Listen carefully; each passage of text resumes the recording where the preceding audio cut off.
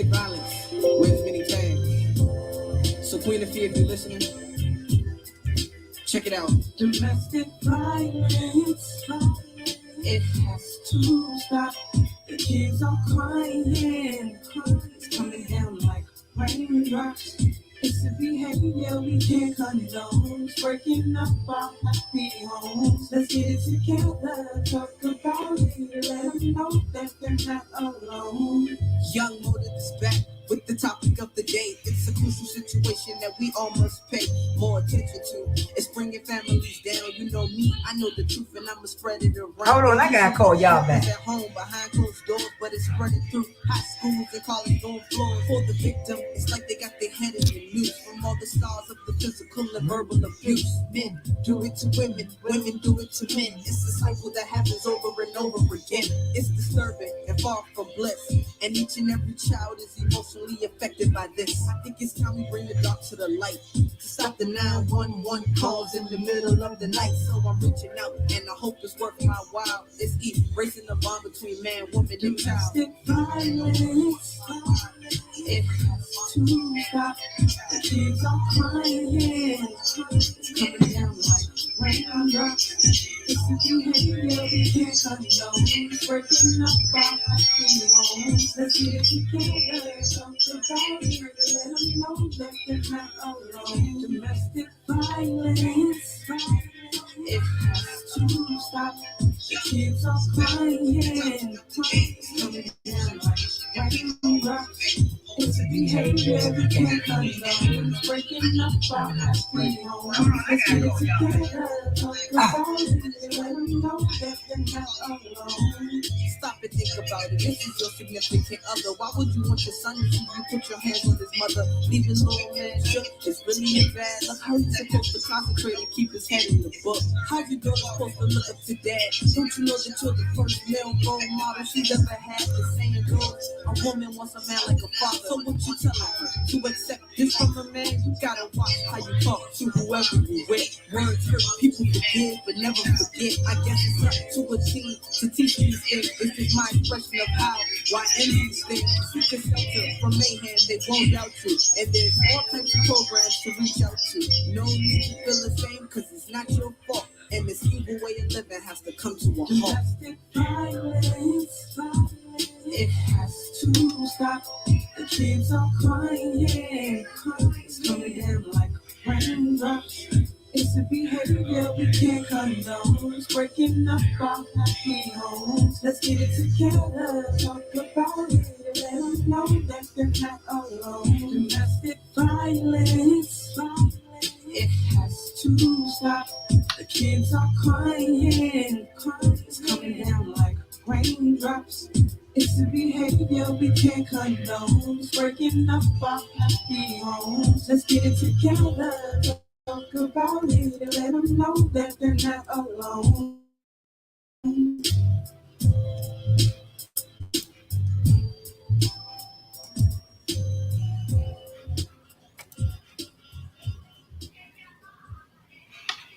Peace and love, everybody. I'm trying to figure out why am I not sharing. Trying to get my screen to share with us tonight as fast as possible. I hope you can see the screen in just a minute or two. I hope you can see the screen in just a minute or two. For some reason, I couldn't see the screen. So I hope you can see it. For some reason, I couldn't see the screen. I couldn't see the screen. I don't know what was going on. Something was happening just now. I don't know what was going on. But I want us to talk tonight about domestic violence wisdom and takes, school for domestic violence, education and prevention methods. And we are talking about what? Alcohol consumption and addiction. But to sum it up, my main question is tonight, when we think about alcohol, we have so many different scenarios that affect us when it comes to this subject of alcohol. So many family members and friends, use substance to sort of be the gateway to their healing. So here tonight we got an opportunity. We're gonna shine some light on it tonight. And I'm trying to make sure I'm live at every spot that I'm supposed to be live at. And I am, thank goodness. Okay, that's what I like. Thank you for chiming in, scholars. Where's all the scholars that come on into the classroom? Let's get this education kicked off. You know how we like to do it, dinner table conversation. Education to share with the community. I want everybody to check us out. Why don't you tag somebody? Tag a friend or foe, somebody. Tell them that class is in session and we would like you to attend. To get this information. So when we think about alcohol, what do we think about? What comes to mind when we think about alcohol? We think about, those who could be binge drinking, those who could be long-term users of alcohol. I know with Narcotics Anonymous, they have it where you can go to Alcoholic Anonymous too. So I want us to really consider what type of drinker are you, or what type of drink do you drink and do you do? How do you monitor it? I'm trying to find perfect words to say. How do you monitor yourself? Are you the social drinker? Are you the heavy drinker? Are you the person who just only drink wine and think you're not because you're not drinking liquor, 80 proof or 40 proof or whatever, that you're not getting as much alcohol? Think about that. Think about, does the alcohol add up over time? The amount of years, the consumption of it all, does that make it the addiction for you? Or maybe your loved one who could be experiencing alcoholism, alcohol addiction, or just maybe appearing to drink too much.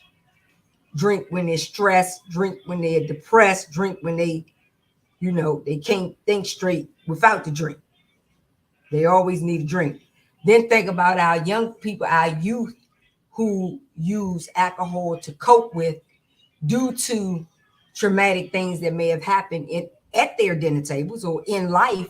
They may have experienced some things in life. We got a lot of young people who are experiencing gun violence, and they could be turning to alcohol to help them cope with the memories and the bloodshed of, that person that they love. Think about that. Think about our college students who are in college and they consume alcohol that way. How many of them become alcoholics? How many of them get their first drink away from home at college, and then it starts to happen in access where they're drinking frequently, more often, more than maybe the parents or the caretaker maybe used to seeing their child. In college, you are away from. Think about the military, where they are away from home. Some of them turn to alcohol to cope with, wanting to be home with their family. Some of them cope with it due to the war, the things that they experience in the war. Seeing that bloodshed, seeing your man, that man or that woman right next to you, your partner get killed, or your platoon person on deck get killed, a soldier end up dead, and that was your good friend, or that could have even been your loved one, because we got brothers and sisters that are serving our country, who turn to alcohol because of they're using it to cope with. Think about those things now, because we're gonna get a little deep at the dinner table. We only here for an hour, but I really want us to think about, alcoholism and really having these conversations at the dinner table so our young people can ask their questions about alcohol consumption, and addiction. When did it become addiction, or when does it become an addiction? What things in life makes it become or could make it become an addiction. So I want us to think about that as we gradually ease our way into the education tonight. I'm so excited for another dinner table conversation. I'll be excited about the dinner table conversations because not only do I come here and share my expertise on the conversation, but also I learn a lot too. When I do put it out there, I be learning too, which is great because we in this together. We are in this together, and I want you all to always remember that we're in this together. And dinner table conversation is very healthy. And again, when I say dinner table conversation, I'm talking about us, as a family, or us as roommates, or taking our dinner table conversation, parent and child relationship, taking our dinner conversations onto the road with us, having those talks, taking them to when you take the family dinner night out or whatever, you had those talks. When it's just you and your partner, you had those talks. When it's you and your parents, you're able to have these talks and feel free about, saying what you feel about it. That's going to be amazing. That's going to be amazing for the dinner table because everybody gets a point to share. Everybody get an opportunity to say, oh, well, I thought it was this, or I thought it was that. I looked at it this way. I looked at it that way. I mean, we want to just make sure that we putting the best, conversation out there for us to be able to share with one another at that dinner table. It is important that we start there. And that help Jewels.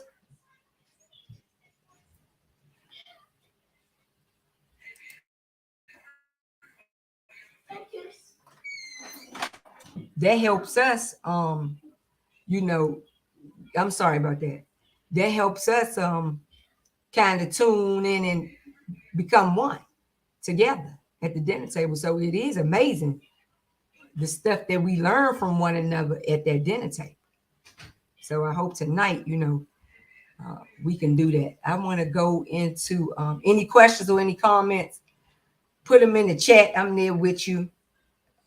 Anybody who may need some resources or for alcoholism and things of that. So, or if you're going through, a situation with domestic violence or mental health, and you're not sure about, the questions that you need to ask, or you're not sure about your situation, you want to try to get some help to, clear it up. Just ask those questions.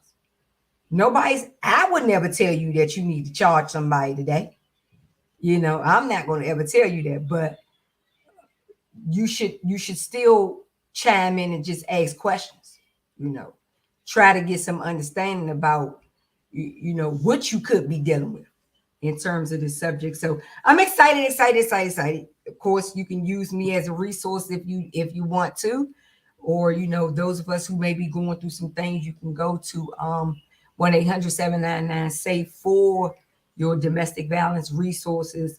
And towards the end here, we'll talk about, ways to get help or ways to make that anonymous call for something like alcoholism or alcohol consumption, alcohol addiction. Okay, so I wanted to make sure that I clear that up, be very specific about what the dinner table is doing tonight. I am going to get into our next slide, which is the intro. I sort of kind of did that just now. And the introduction is alcohol is one of the oldest addictions in America. We know that because Al Capone had his whole shop set up to be an alcohol dealer years and years ago in Chicago. That was some of the things that he, was indulging in when it was illegal to do it. Al Capone was doing it. So we know that it has been around for ages.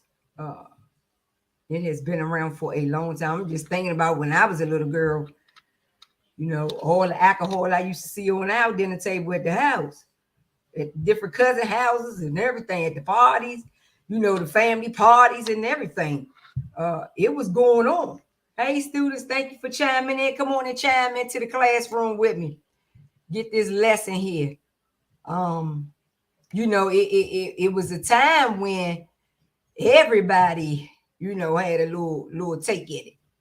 Everybody had a little take in it. So I remember all the bottles that was on the table and coolers and coolers and coolers full of alcohol at that dinner table when I was coming up.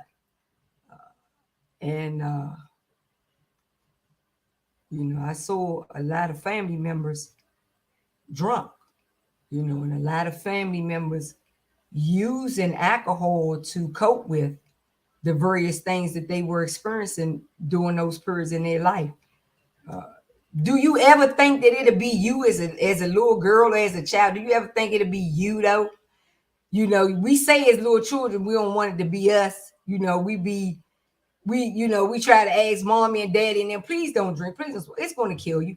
I want my mommy to live. I want my daddy to live. I want my grandma to live. I want my grandpa to live. We were saying those things, but have many of us became the same thing, to now where you're using alcohol to cope with the different things that you may be going through in your life, because it's a real thing. Like, it's a whole real thing that you could be experiencing in your life dealing with something like alcohol addiction, or alcohol consumption. The amount of the consumption that you could be taking in could hurt you. It could hurt a child, and us as little people seeing it hurt us, because one of them times mama didn't fail or daddy didn't fail or they didn't hit the head. Some of us might have seen our parent hit their head on the ground, hard because of the alcohol consumption that they need to, man that addiction.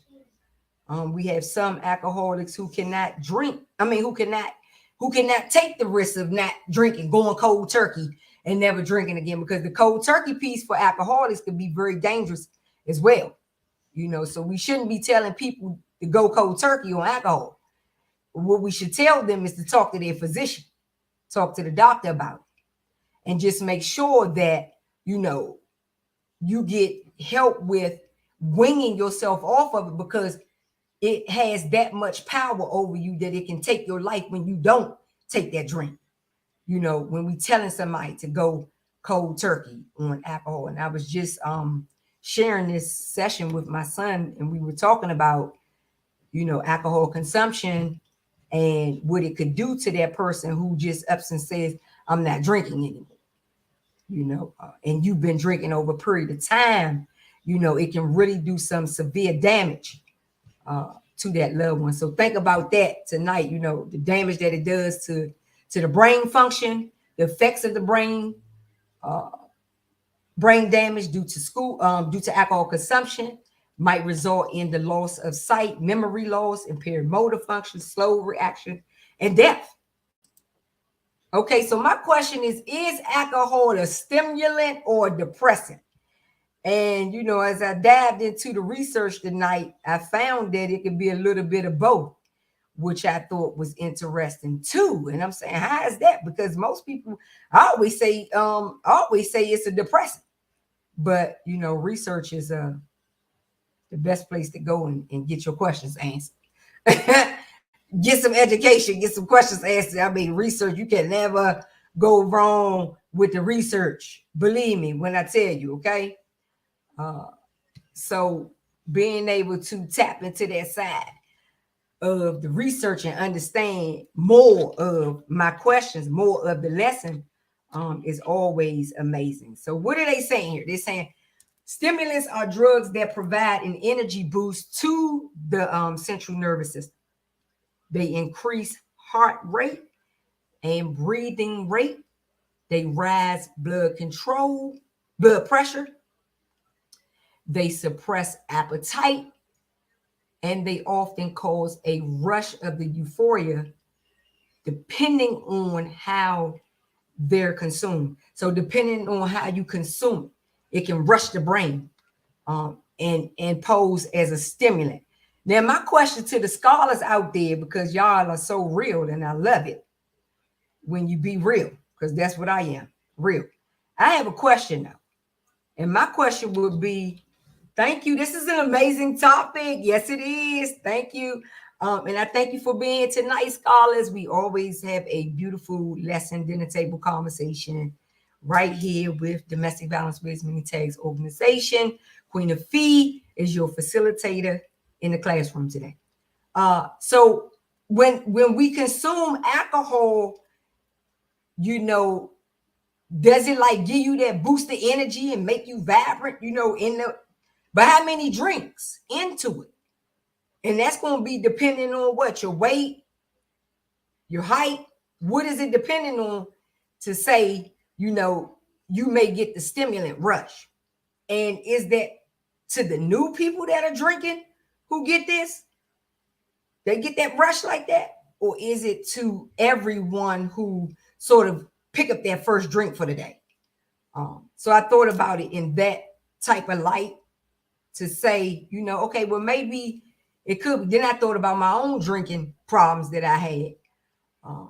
And in the beginning, like when I first popped my bottle of Remy Martin, would I get a rush off that first? I'd be so glad I got that first shot. Oh man, I got the energy boost. So I know when they were saying that, you know, sometimes it can be used as a stimulant, you know, so I do get that part. But it's like, as time went on, did it become a depressant for me? So the depressant has the opposite effect on the body, decreasing certain activity in the central nervous system, including the brain. Depressants slow the heart rate and the respiratory system. Because of this, they can create feelings of relaxation, drowsiness, and relief from anxiety. So how many of us take that drink and be like, you know, man, I feel good. I feel sleepy. Like I'm good, man. Some of us take them drinks and they get stuck. I know one time I took my drinks. I don't know what was really going on that day, but I had blackouts. I will black out, drink to the point that I'm blacked out. And so I was beyond relaxation. I was also beyond drowsiness. And trust me, I ain't feel no anxiety at all. They talking about a relief from anxiety. I felt no anxiety at all when I would drink to the point of blackout drinking. And we're going to talk about that too, because I heard a case where a young man he said that when he was young, he would have the blackouts when he was younger. But as he grew older, the blackouts actually came from him being sexually abused, you know, and when that was happening to him, he had to go in another place, a dark place, that it would black him out. But he committed murder twice. He committed attempted murder, and then he committed a murder. And he talked about these blackouts again. But my thing with that case is that these guys are not sexually abusing you. Like you went in a record store and you went to a convenience store and you targeted these people. And of course, you know, he was there to get some money. He was there to rob them because he probably had to pay for his alcohol addiction because he didn't want to relieve those thoughts of being sexually abused anymore. You know, so there's several ways we can look at it. While alcohol is technically a depressant, when it's first ingested, it acts very much like a stimulant. So there we have it right there. Alcohol triggers the brain to release dopamine, a neurotransmitter that provides energy, stimulation, and good feelings to you. All right. So I think for me, this will happen initially. I would feel this way. But as the time went on, I started to feel depressant behind it. I started to get wickedly drunk, and begin to take it a little far, take it to the next level, pushing the envelope, as some of us would say. Any questions or comments out there, students? Put it in the chat. Put it in the chat. I'm right here with you to respond. Alcohol, a stimulant or a depressant? We talking about, is alcohol a stimulant or depressant? And clearly we're seeing that alcohol can actually be both, which is I never thought about it like that. I never thought about it being like both. I never thought that it could be both. But I do understand how it can be both. It is estimated that more than 140,000 people, approximately 97,000 men and 43,000 women, die from alcohol-related causes annually, making alcohol the fourth leading preventable cause of death in the United States, behind tobacco, poor diet, and physical inactivity and illegal drugs. So alcohol is up, and this is CDC 2022. So alcohol is up there. We in the pandemic, think about it. Did you drink more in the pandemic? Some of us may not weren't drinking at all.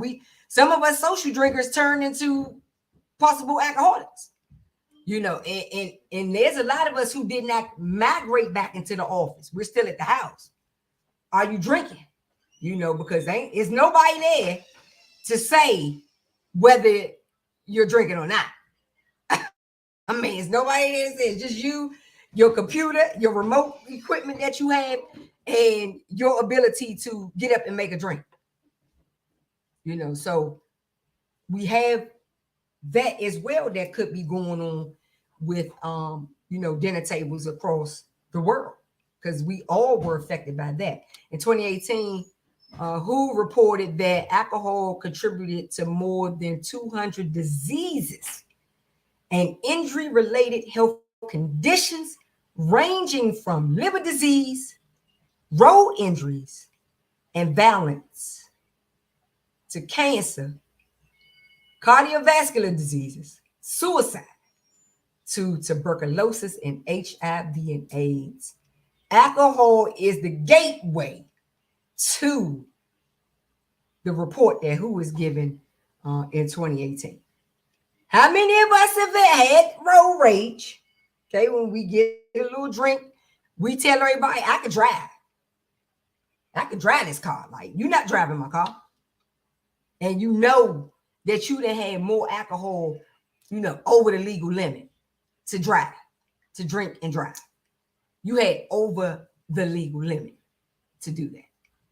But yet, you still fussing and cussing everybody out for wanting to get you a designated driver. Or saying, let's leave the car here. The car is fine. Let's call an Uber. Let's call a Lyft.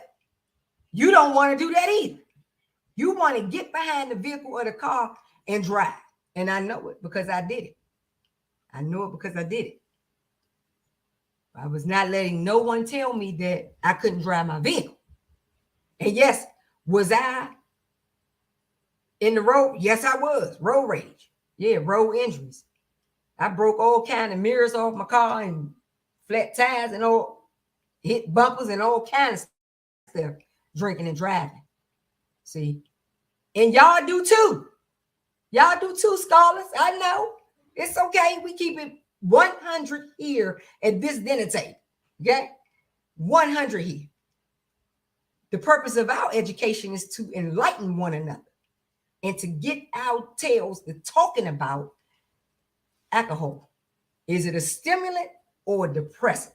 This is a very good dinner table topic and conversation for us to start having. These are very good statistics to base the conversation around.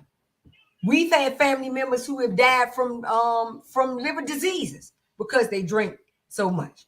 We got people out here right now committing violence because they're drunk. I know one of my aunties mentioned to me that somebody came to the Giant and bust the window out. And then the Giants, the windows at Giant are huge. The grocery store, they're huge windows. And I think it was either one or two of them that was busted out. That somebody could have been using alcohol and did that.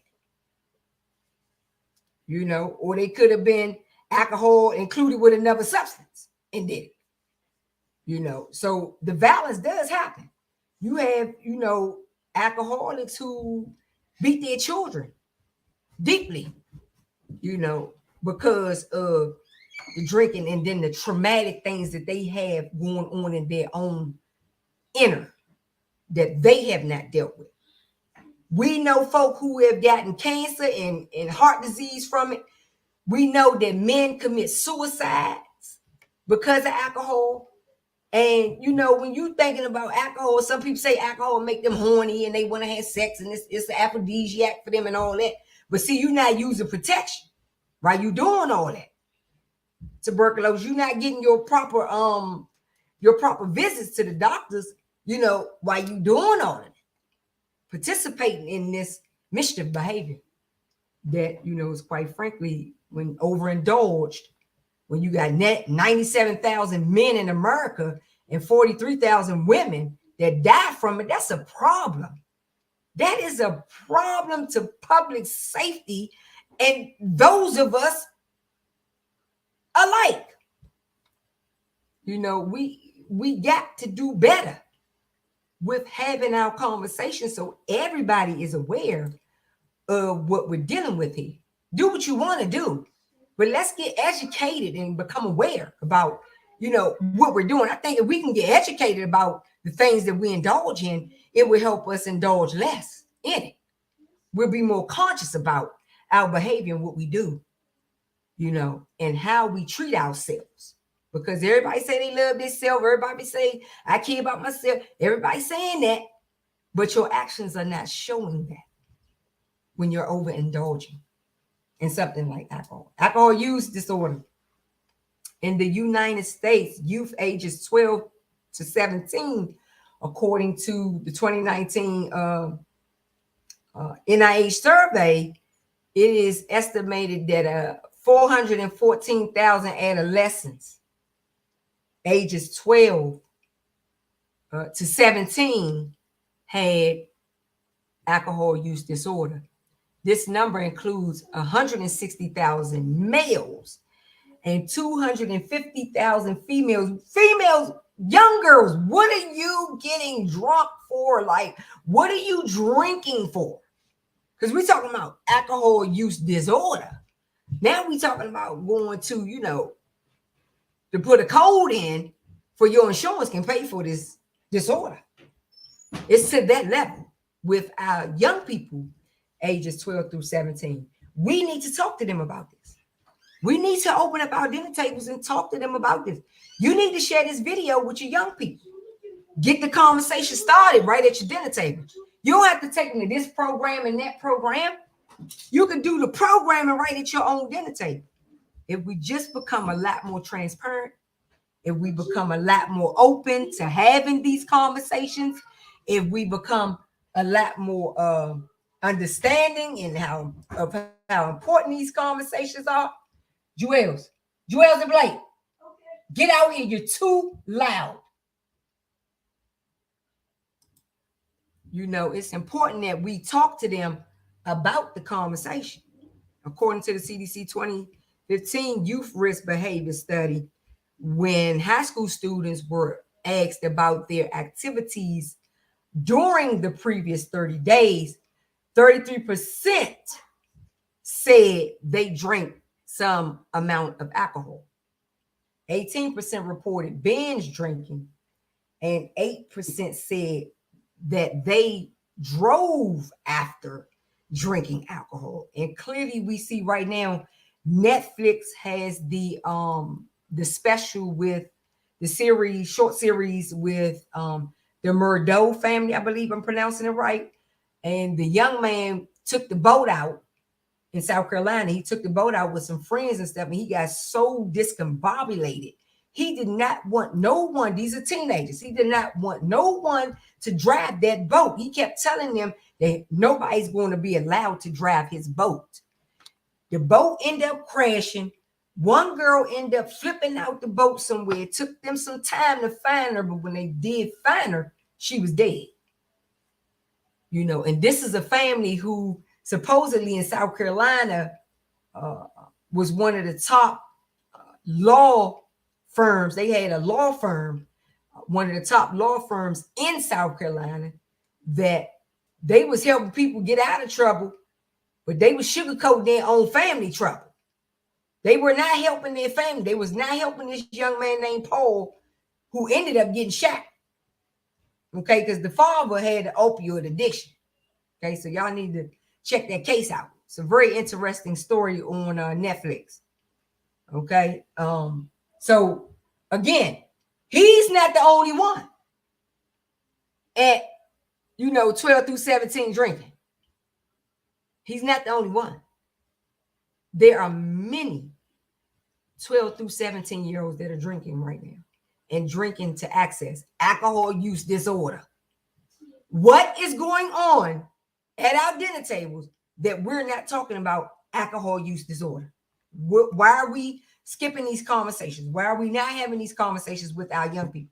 Why do we not include them in these conversations? Because these are the conversations that they really want to have. I promise you that. Let's go to our next slide. And this is where I was saying alcohol and COVID. After alcohol sales rose by 54% during the initial stay-at-home orders, health organizations warned that increased alcohol consumption as a result of isolation and stress could exacerbate negative health outcomes. So there you have it. We had a lot of people who were drinking in the pandemic, who were spiraling out of control because they didn't know what their next moves were going to be. Some people just don't like staying inside. There are some people who are extroverts like myself. We want to be out and about and mingling and talking and stuff. Like staying in the house is just not something that we do, and it can stress you. It can depress you because you're saying, why am I still? I've been here for 2 days. But to be in here for a whole year, I mean, we should have been talking about this at our dinner table. We should have been pulling this kind of stuff up at our dinner tables. We should not have been sugarcoating one another and saying, okay, honey, did you get your drink? Let me get mine. And then the drink then turned into the pandemic easing out, and you still don't know where you're going because you're drinking too heavy now. You use that as a coping method to, deal with the pandemic. And how many teens, how many youth was coming down the steps getting some too? When you turned your back, they was pulling them some. Because look at what you're doing.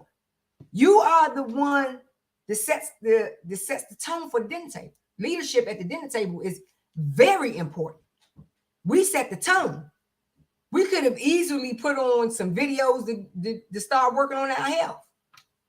To start getting children in fitness. We could have easily ordered meals to where you can order the healthy meals now to start teaching our children how to cook healthy and eat healthy and be healthy at their dinner table first. Because when they go out to the world ain't gonna care about them. See, so we gotta care first. Because when they go out there, the world is not gonna care whether they eating healthy or not, whether they drinking or not. The world is not gonna care. The world is full of peer pressure as well. So, we got to prepare our children, our young people, by having these conversations. National surveys indicated that compared with the same period in 2019, adults consumed more alcohol between May and June in 2020. Okay.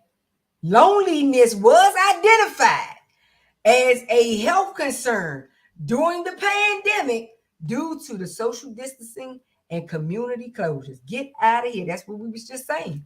There you go, brothers and sisters. When the shutdown happened, we all went in the shutdown.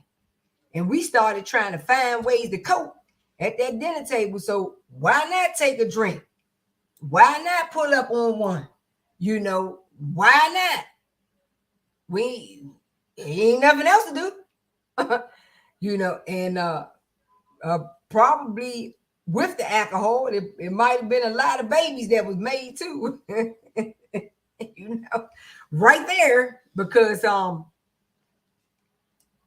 it bees that way sometimes. You know, it bees that way sometimes. Um, I was checking back here for my college slide, and I don't see it. I don't know how that one got. Oh, I do see it. I'm sorry. That's my next slide. No, this one talks about college students using alcohol. But what I wanted to find was research that talked about different places in the world where students were, maybe indulging in alcohol at college.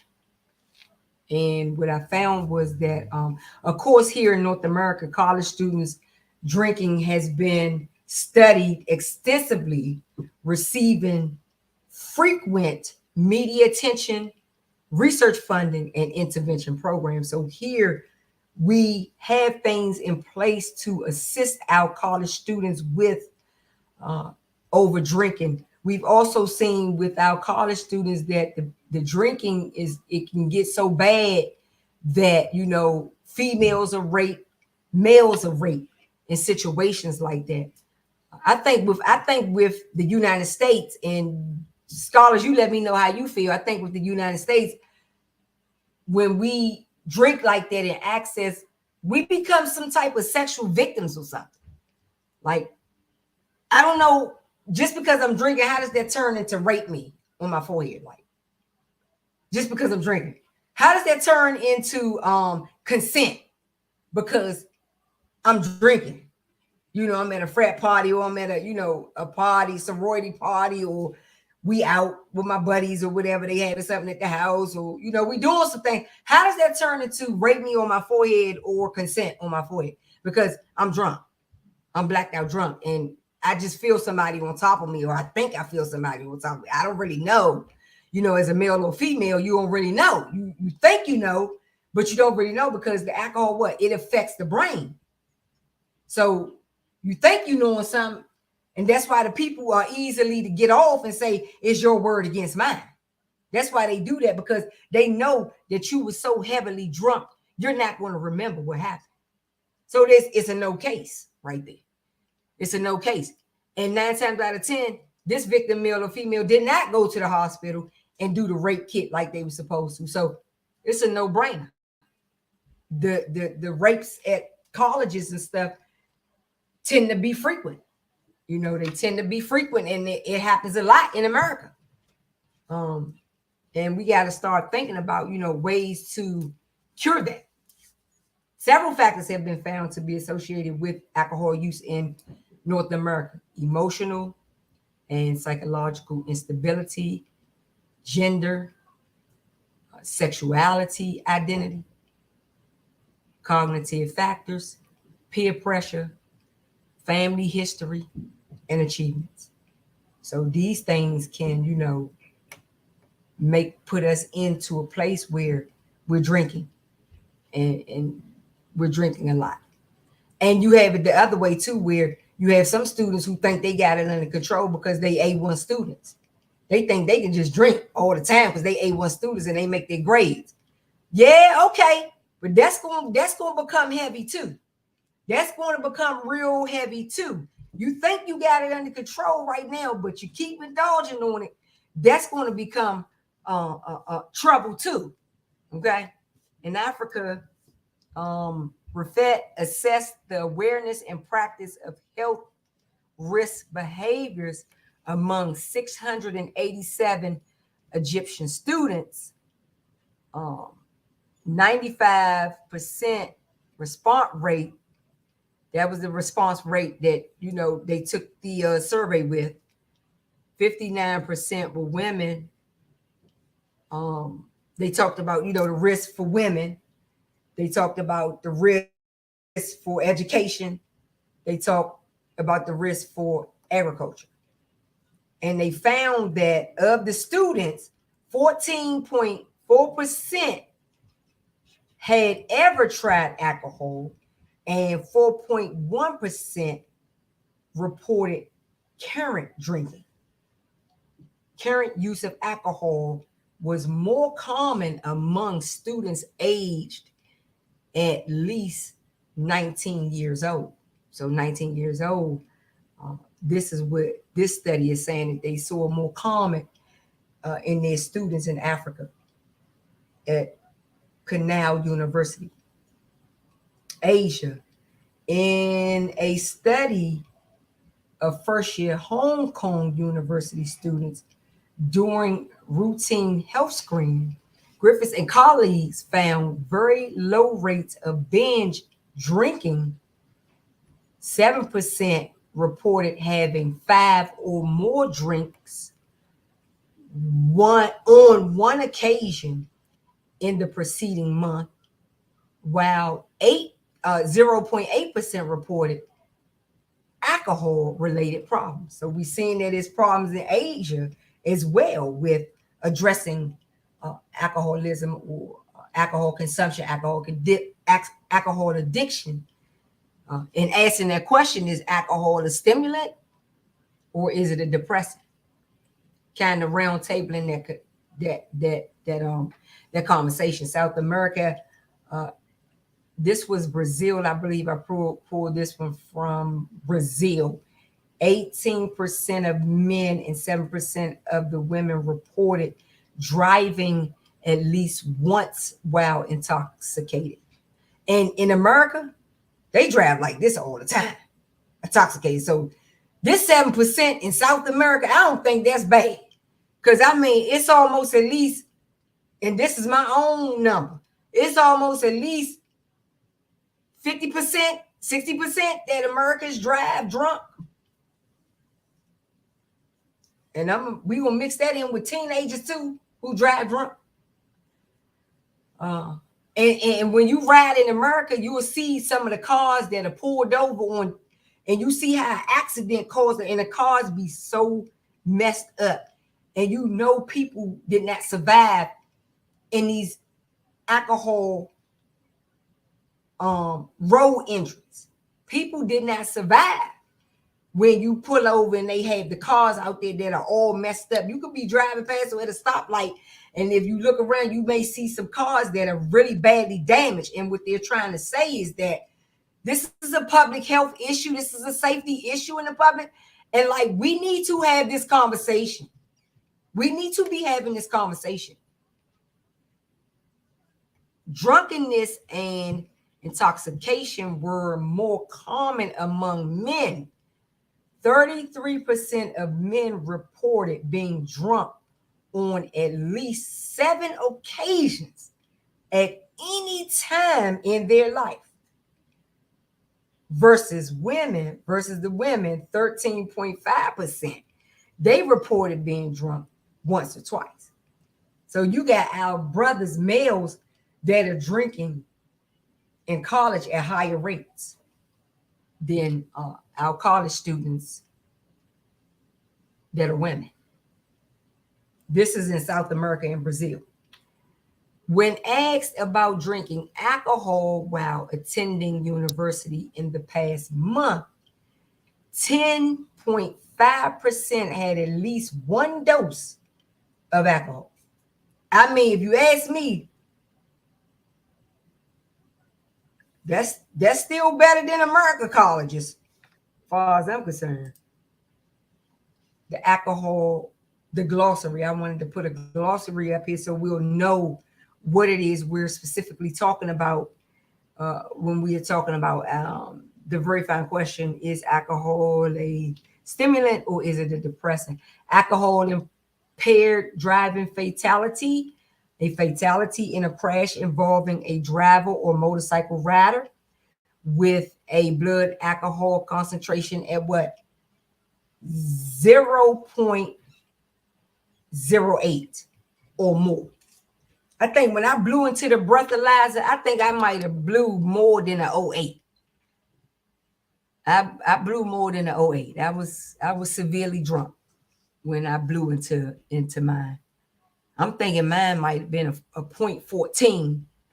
It's been so many years ago. I don't forget where I come from though. Y'all already know now. I don't forget where I come from. I can never forget my story. I don't like broken pieces of my story. I like my full story because you need to understand. I need to understand what I did and what I was doing. I was causing harm to the public and to my own children, which would have been my daughter and my oldest son at the time.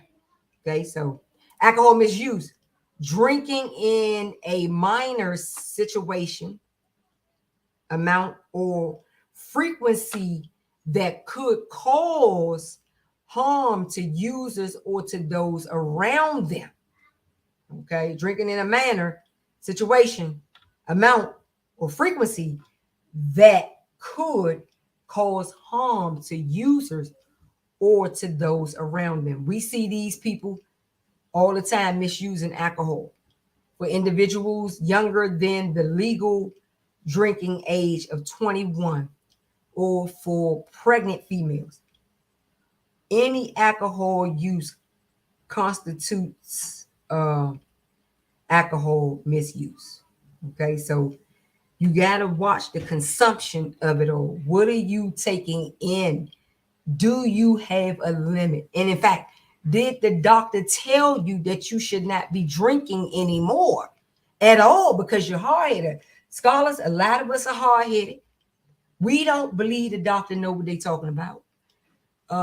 We was drinking because we say alcohol get rid of a cold. That's some bull crap. We know today that alcohol will break down your immune system. Alcohol is not going to get rid of your cold. But anyway, we believe these things that are being told without doing the research. Binge drinking. The National Institute on Alcohol Abuse and Alcoholism defines binge drinking as a pattern of drinking that brings your BAC levels to 0.08 or higher. So I guess I was binge drinking because mine was higher. I believe mine was a 0.14. Yeah, I believe it was a 0.14. So, I was binge drinking, if that's what they're going to call it. And let me see. This typically occurs after a woman consumes 4 or more drinks or after a man consumes 5 or more drinks. Now, let me say something to you within 2 hours. That was me all day. Yeah. I had 4 more drinks because I would buy a pint of Remy, okay, and drink that to myself. That was within an hour. And within the next hour, I'm trying to find me some more. I'm trying to go back to the liquor store and get another one within the next hour. So, yes, I'm drinking to obviously binge drinking, like they're saying. Scholars, do you binge drink? Do you know somebody? Did you grow up at the dinner table with that binge drinking? Do you want to change that for your own dinner table, for your own life? You got to be willing to reach out and say something. Heavy alcohol use or heavy drinking. For men, again, consuming more than 4 drinks on any day or more than 14 drinks per week. And for women, consuming more than 3 drinks on any day or more than 7 drinks per week. Come on, man. I know these people. I know the binge drinkers and I know the heavy alcohol drinkers. I know them too. I know them. And we have a lot of men. I see a lot of our brothers with red cups in their hands, a lot. And I know the majority of them red cups don't have no water in it. It's alcohol. And we have a lot of men who drink in excess. They take it way too far with it. But they will make pretend like they have it under control. They will tell you, oh, this nothing. This is just what I do on a normal day. Like, it's nothing. That is a problem. It is a whole problem if your partner, your significant other, or your son, or your uncle, or your granddad, your father is drinking drinks, 4 drinks on any day. Okay, because when you get off work, how many drinks you done? When you got off work, you done bought the bottle. How many of them drinks you done? You done had 4 drinks right there. And you do this Monday, Tuesday, Wednesday, Thursday, Friday, Saturday, Sunday. You might take off a day or 2. You ain't drinking now. You ain't, man, I'm flush today. Do you not know that one day does nothing to flush compared to the other 6 days that you drink? There's a problem there, and you need some help. Yeah, you do. Women consuming 3 or more drinks on any day. Yes, I know y'all too. I know y'all too. Yes, you drink too much. Every time we go somewhere, you want to pull over at the liquor store and get a drink. Like, you got to have that drink. And yes, you're drinking 3 drinks on any day, because when I call you the next day, you said you drinking. Then when I call you, sir, you say you're drinking. So by the end of the week, you have consumed more than 7 drinks within that week. Yes, you have. Women and men. Men have consumed more than 14 drinks per that in that week. And sisters have consumed more than 7 drinks in that week. So this is per week. So you got 4 weeks in a month. You drinking all week. I mean, come on now. You are a heavy alcohol user. You are. Period. Just accept it. Accept where you are. Accept where you are, because now that you know it, you can kind of chime into it. You know? And if you the person who says, I don't want to do this anymore, guess what? You don't have to. Substance Abuse and Mental Health Services Administration defines heavy alcohol use as binge drinking on 5 or more days in the past month. All right, so they're giving you some leeway because they counting it by the month, whereas the other statistic is counting it by the week. Okay, and I actually like the week better because it's a way for alcoholics to kind of monitor what they're drinking per week and really begin to work on taking that number down. 14 drinks, I mean, you really 14 drinks per week, and you've been doing this for 20 years, you do the math. You know, you can't stop drinking. You can't just say, I'm going to go cold turkey. You would die. You got to get help to help you wean yourself off of the alcohol, brothers and sisters. And that's including for your children too. Treatment, motivational interviewing is a directive, client-centered counseling style that is designed to assist clients in exploring and resolving the oblivions to increase motivation for change. Okay. So 11 clinical trials have evaluated MI with several populations. Okay. 9 with problem drinkers and 2 with drug abusers. So you're drinking and you're using substance abuse in a variety of settings. 2 studies have evaluated MI as a standalone intervention, 3 as an enhancement to existing treatment, and 5 utilized MI in hospital settings with probably some group or one-on-one settings being done.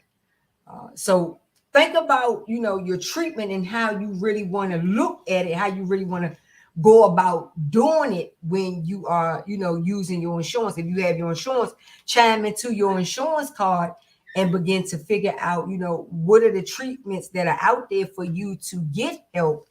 And one of those is motivational interviewing. Is a directive, client-centered counseling style.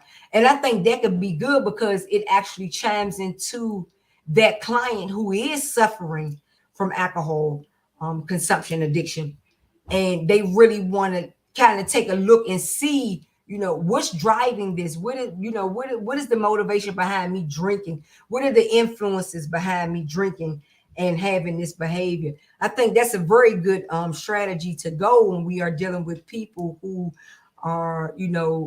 using alcohol to self-medicate or just kind of ooze out, like we said, in the pandemic, it could have turned into lots of consumption and into an addiction. And we got to turn that thing around. You got to turn that thing around and begin to search out the help that you can get for the addiction. Okay. I want to put here, but I also want to leave you with this information, man. Thank you for all of the students that joined into the classroom tonight and chimed in with us. Please don't be a stranger. And please don't forget to, if you have any questions or comments, you're able to post it right where you're at. I normally go back and check, and see if there's anything that I've missed, or if people are commenting, or if you are sharing with your friends and family. This information is important for us at that dinner table, because when we travel on our dinner tables, we could be having these conversations and we can be talking about the conversation. See, it only took us an hour here in the classroom. That's the same for you and your family. It could take you, 20 minutes to just chime into maybe one or two of the topics that we discussed tonight, to start to kind of open the door to having these conversations. I wanted to find, I know that NA does Alcoholic Anonymous programs for people to go that way. And the good thing about Alcohol Anonymous is that you can remain anonymous. You can attend the meetings for free and remain anonymous, and join in that conversation. Their number is 844-714-7186. If you want to do Alcoholic Anonymous treatment, you can go that route and sit into some meetings and begin to see if, this is where it is, and is it to that level for you? You can go to the meeting and just do education for yourself to see, kind of start measuring where you are in terms of drinking consumption, alcohol consumption. Okay. You can also chime into substance abuse, the Substance Abuse National Hotline at 1-800-662-4357 for help there to learn, more about the dinner table conversation and your own addiction to or consumption, because you may not have the addiction. You may just think you're consuming too much alcohol and you don't know why. That's a good place to start with asking questions about, I noticed that I'm drinking a lot more than I normally would. That's a very good place. That has everything to do with your consumption and maybe you getting back on track with that. And sometimes you can reach out and get help just for that. It may not be a full-blown addiction. You see what I mean? And that's even for our college students. That is even for our youth that are 12 through 17 years old, where research is saying this is something that they do to help with the pain that they may, the emotional pain and the physical pain that they may be dealing with, that we have no clue about. So my brothers and sisters, I thank you for chiming in tonight to the classroom. I thank you so much for chiming in tonight. I want you to go in peace and love. Go in peace and love. Thank you for chiming in tonight. Peace and love. Thank you for chiming in tonight. Peace and love. And of course, that's Blake trying to slide her little hi guys in there. Trying to say her little highs to y'all out there, scholars. But she had a dinner table conversation. I know that. Did you learn something? Yeah. What you learned? But you didn't hear what I was talking about. I did. What was I talking about? You said 12 to 17 is what? College people. And what do they do? Then they're doing what? It's drinking too much alcohol. Drinking too much alcohol. Exactly. And drinking too much beer. Okay. Well, you heard from Blake. I want y'all to go in peace and love. Go in peace and love. Thank you for chiming in tonight. Bye-bye.